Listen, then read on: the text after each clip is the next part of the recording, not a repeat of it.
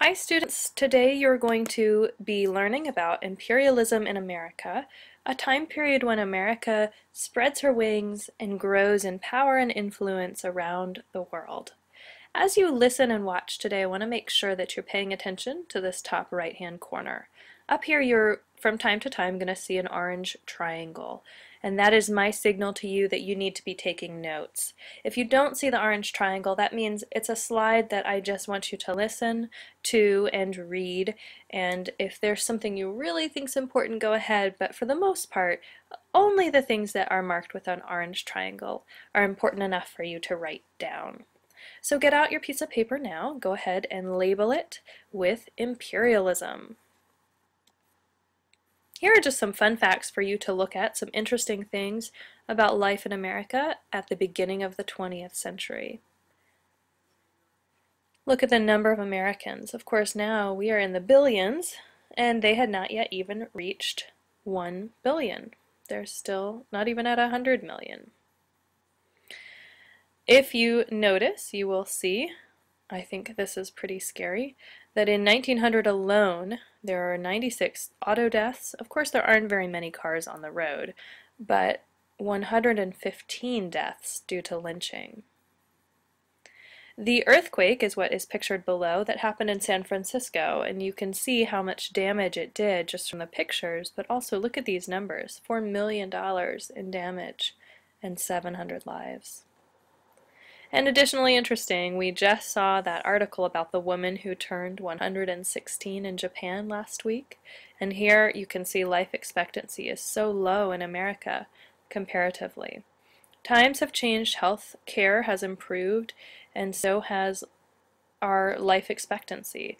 But the fact is, that is interesting, I think, that women often throughout history have had a higher life expectancy than men. Puzzle that one out, will you? Alright, other things that I want to share with you. You will get a chance to look at these silent movies when you're all finished with notes. They are linked inside of the Blackboard Unit 9 page, so go into that folder and check out these videos.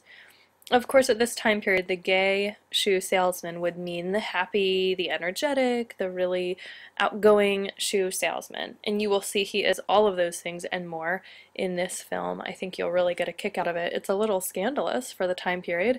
It's just even more than a woman's ankle that shows. It's her whole lower leg, heavens forbid. The Train Robbery is another fun film, and so both of those I want you to check out. They are silent movies, so there's no audio required, but there is music. I guess you do want to listen to that part, but you won't hear any voices. And notice that it's kind of jumpy because it's a series of still pictures put together at rapid speed, and that is what makes it a moving picture. Some other additional fun facts. You can see how fashion is changing from the antebellum time period that we studied earlier. The teddy bear arrives at this time period. Maybe you've heard this story about how a fan of Teddy Roosevelt gave him a bear. He was a big outdoorsman and loved hunting and fishing and all kinds of outdoor activities.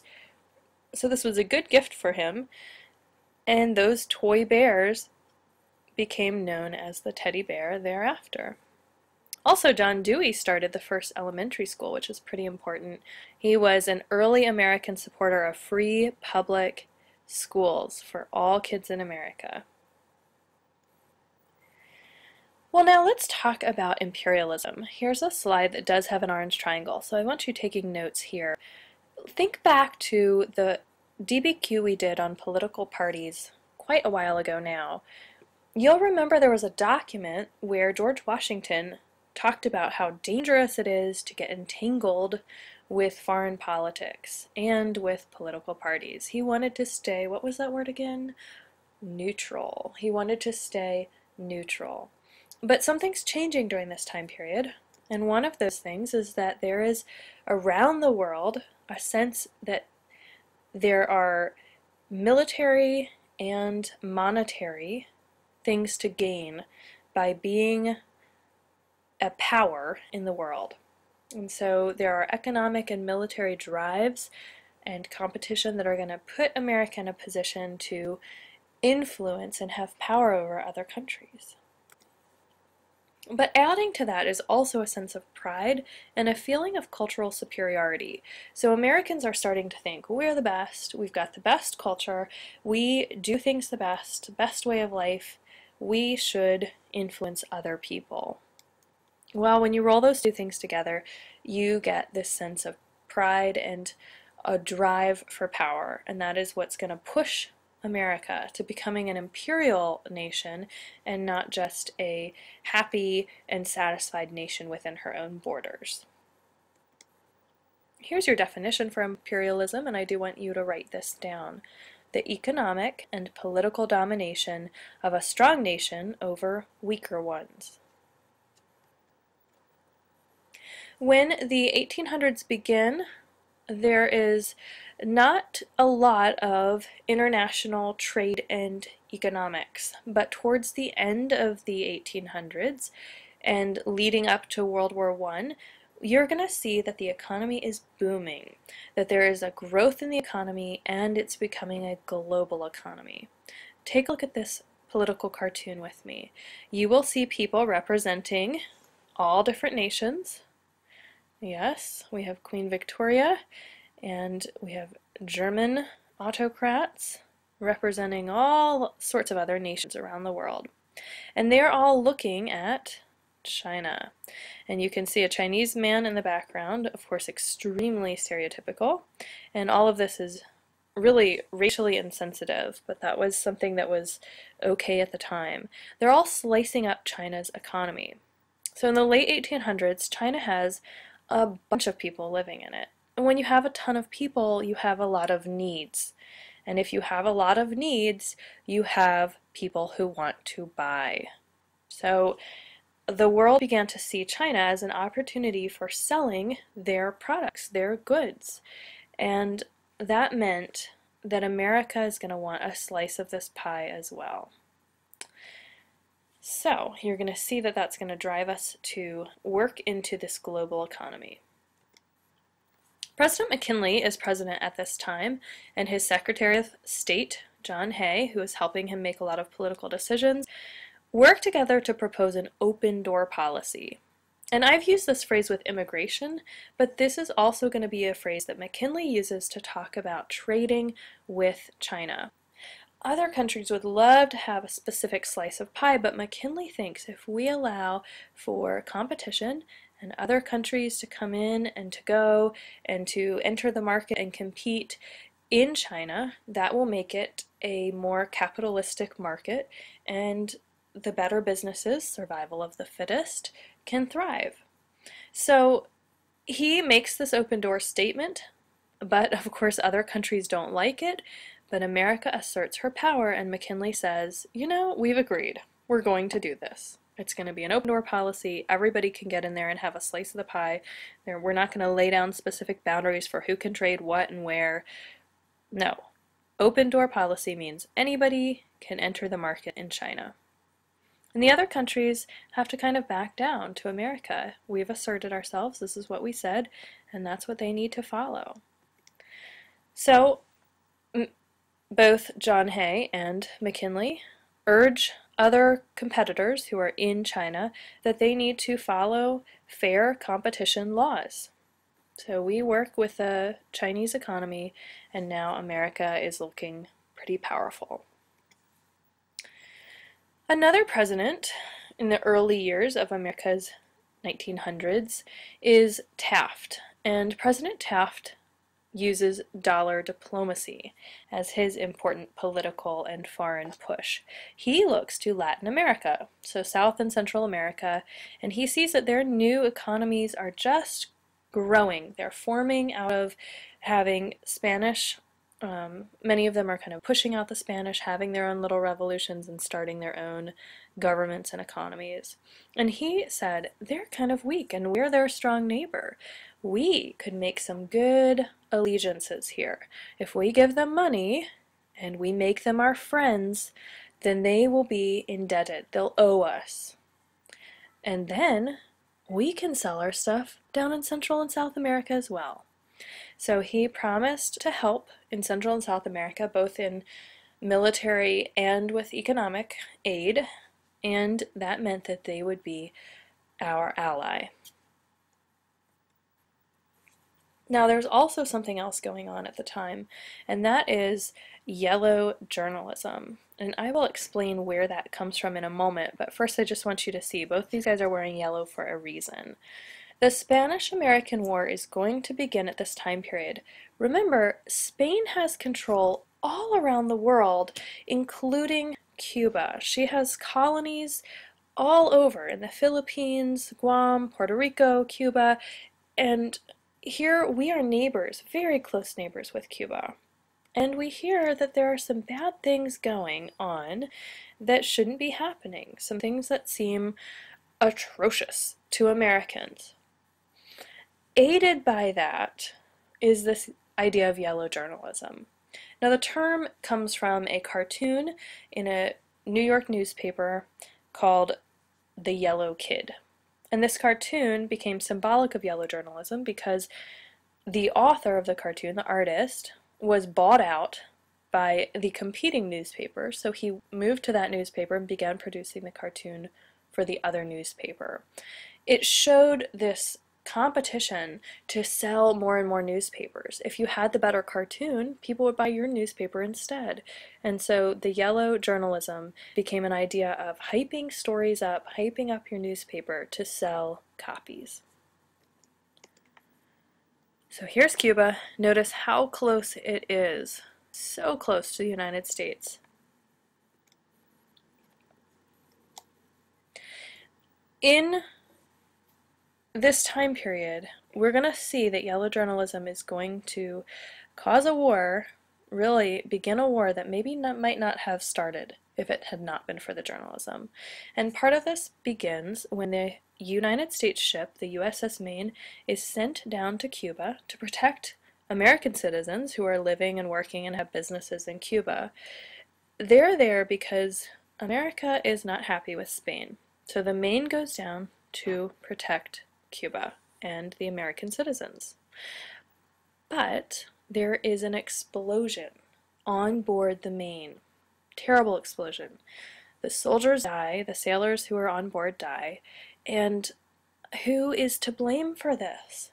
Of course, we're in Cuba because we don't like Spain being in Cuba, and we're there to protect our citizens and kind of be there on the side of the Cubans as well.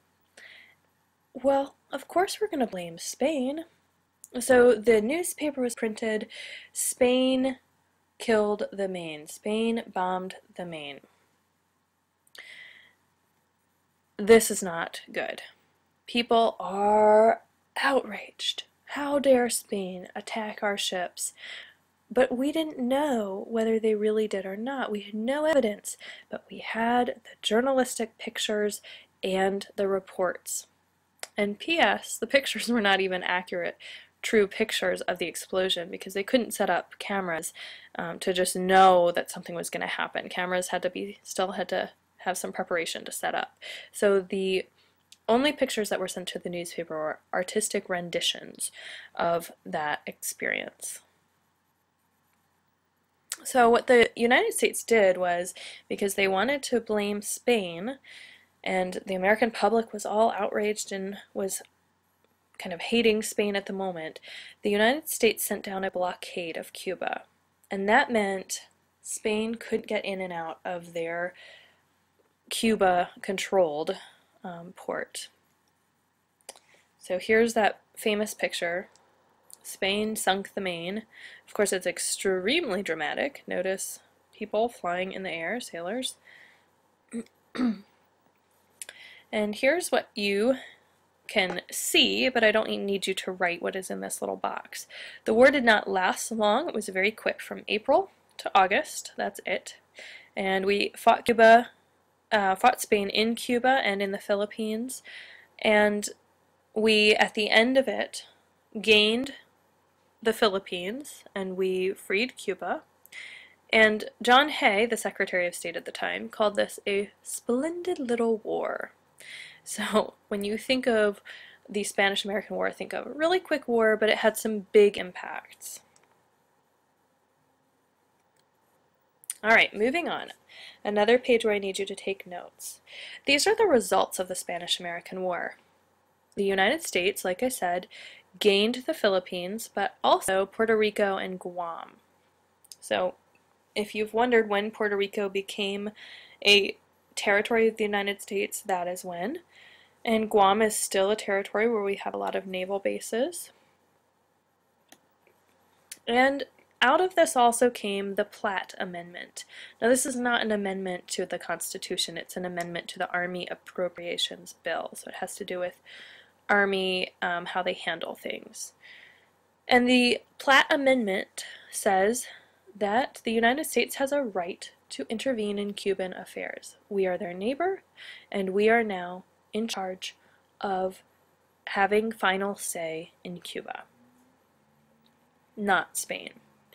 The Filipino people, of course, want their own independence. They had been controlled by Spain for many, many years, and they want to be free, but we obtain them, and we don't want to let go of them, and so we end up crushing their insurrection, trying to gain their own freedom, and we held them as a territory for quite a long while. You can see here until the end of World War II. So they were controlled by both the United States and Spain.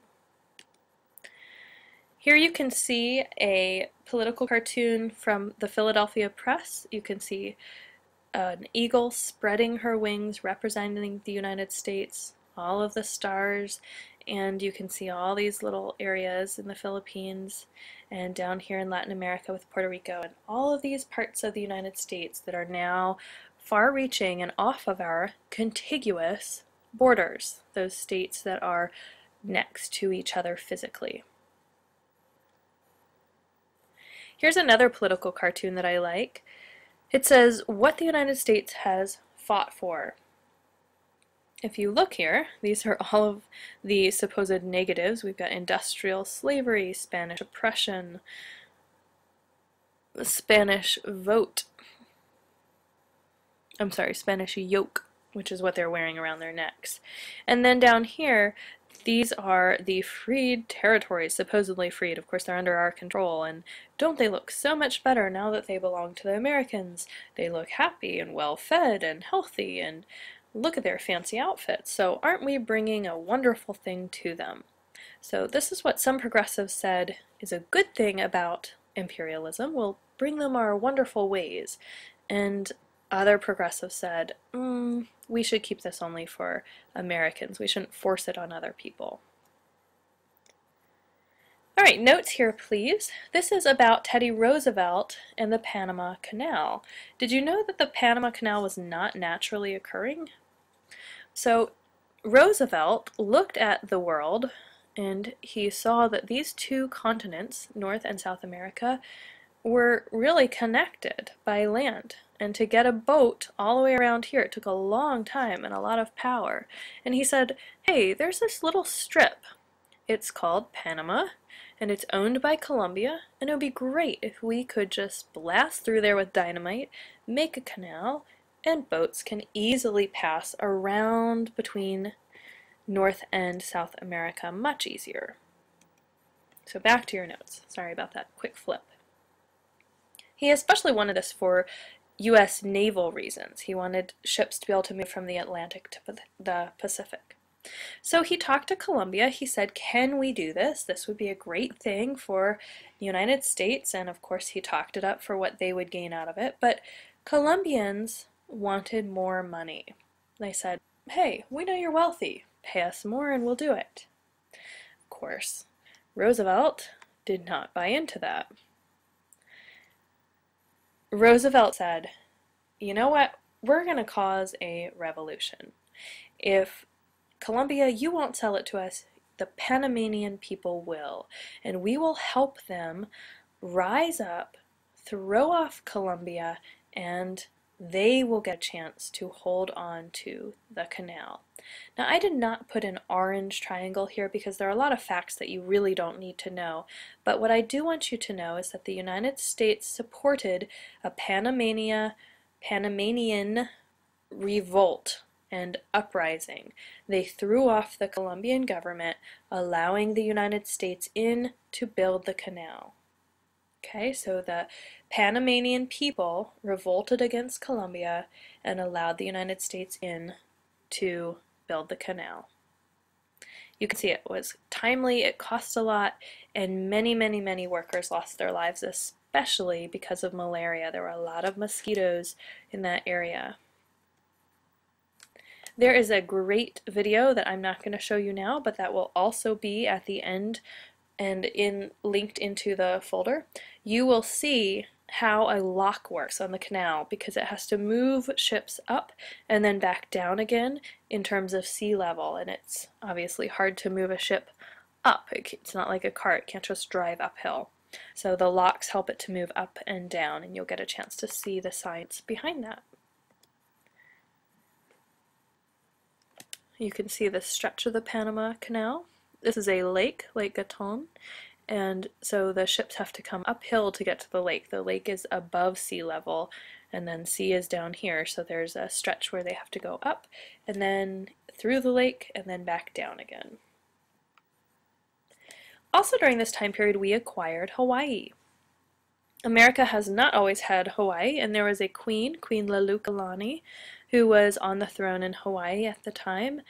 But many Americans were living there and working there, including Sanford Dole, who you might recognize for being the owner, the original owner, of the Dole Fruit Company of bananas and pineapples that you've enjoyed before, I'm sure.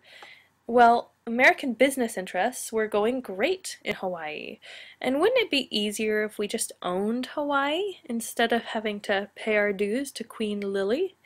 Well, yes, and we especially wanted to do it because other countries were interested as well. Countries like Japan, who is very close to Hawaii. Well, we annexed Hawaii by throwing Lulukalani off her throne, and that's called a coup, of course you know that. So the same year as the Spanish-American War, we also annexed Hawaii. So we're gaining a lot of territory, and we are really expanding. I will leave you with this question, and then I'll let you finish your notes. The United States had spread its wings and become a world power. But was it good or bad? I wonder what you think overall. I'm sure you could think of some positives and some negatives from each end, but overall, is this a time period we would take back if we could? All right, your notes are finished, and now you need to go back and watch those videos. Enjoy! Bye-bye.